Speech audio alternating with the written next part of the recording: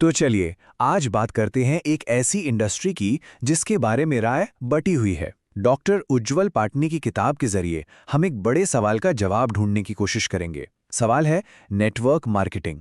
आखिर ये कितना सच है और कितना झूठ। और किताब की शुरुआत ही एक बहुत गहरी बात से होती है। ये पंक्तियां देखिए, लोग डूबते हैं तो समंदर को दोष देते हैं। इसका सीधा मतलब पता है क्या है? कि अक्सर हम अपनी नाकामी का ठीकरा किसी और पर फोड़ देते हैं, सिस्टम पर, हालात पर, जबकि असल वजह हमारे अंदर ही छिपी होती है।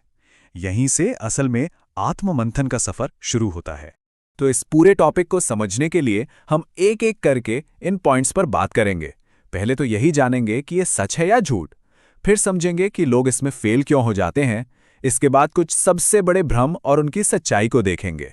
फिर सफलता की पहली सीढ़ी क्या है, ना कैसे सुने, और आखिर में डायमंड बनने का कड़वा सच क्या है। चलिए शुरू करते हैं।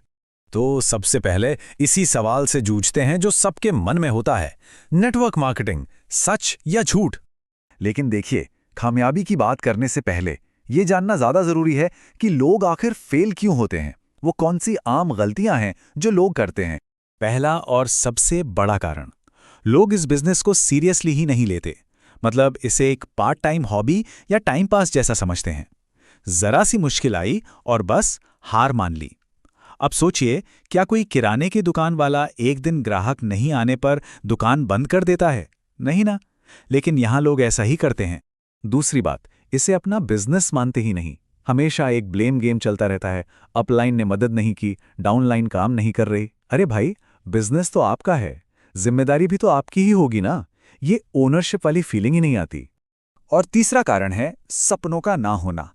मतलब कहने को तो सब बड़ी बड़ी बातें करते हैं, गाड़ी चाहिए, बंगला चाहिए, लेकिन उसके पीछे कोई मजबूत क्यों नहीं होता। एक ऐसा कारण जो दिल से जुड़ा हो। और जब वो क्यों ही मजबूत नहीं होता, तो जैसे ही कोई मुश्किल आती है, सारी मोटिवेशन हवा हो जाती है। तो इसका समाधान क्या है? किताब में एक डायमंड सूत्र दिया गया है। ये एक तरह की शपथ है, एक कमिटमेंट है खुद से, कि आज से इस व्यापार को पूरी गंभीरता से करना है। बदलाव की शुरुआत इसी पर्सनल कमिटमेंट से होती है। चलिए, तो हमने फेल होने के कारण तो जान लिए। अब जरा उन सबसे बड़े भ्रमों और गलतफहमियों को देखते हैं जो लोगों के दिमाग में घर कर जाती हैं और उन्हें आगे ही नहीं बढ़ने देती। सबसे बड़ा भ्रम कि इसके लिए बहुत सारे जान पहचान वाले लोग चाहिए। अरे, मेरे तो दोस्त ही नहीं है। लेकिन सच्चाई पता है क्या है? सच्चाई तो अक्सर उल्टी होती है। जो आपके करीबी होते हैं वो ही सबसे पहले मना करते हैं, जबकि अजनबी लोग आपकी बात ध्यान से और इज्जत से सुनते हैं। तो सफलता नए कनेक्शन बनाने से मिलती है, पुराने से नहीं। दूसरा मिथक कि ये कोई छोटा मोटा काम है, साइड बिजनेस है। लेकिन सच ये है कि इसमें लागत भले ही कम हो, पर इनकम की कोई सीमा नहीं है। सही तरीके से किया जाए तो करोड़ों के ट्रेडिशनल बिजनेस से भी ज्यादा कमाई की संभावना है। और एक ये बात जो बार बार सुनने को मिलती है कि अब तो बहुत देर हो चुकी है, मार्केट सैचुरेट हो गया है, सब लोग जुड़ चुके हैं। अच्छा, एक बात बताइए, क्या आज कारें बिकनी बंद हो गई या टीवी? नहीं ना, क्योंकि लोगों की जरूरतें और चाहतें रोज बदल रही हैं। इसलिए इस फील्ड में भी हमेशा नए लोगों के लिए जगह बनती रहेगी। तो अब जब हमने भ्रम दूर कर लिए हैं, तो सवाल उठता है कि सही शुरुआत कैसे की जाए। इसके लिए किताब में एक बड़ा क्लियर कट रोड मैप दिया गया है, सफलता की पहली सीढ़ी। ये 5 स्टेप्स हैं। सबसे पहले अपनी जरूरतें देखिए कि क्या यह बिजनेस आपके लिए सही है भी या नहीं। फिर इसके सिद्धांत को समझिए कि यह काम कैसे करता है।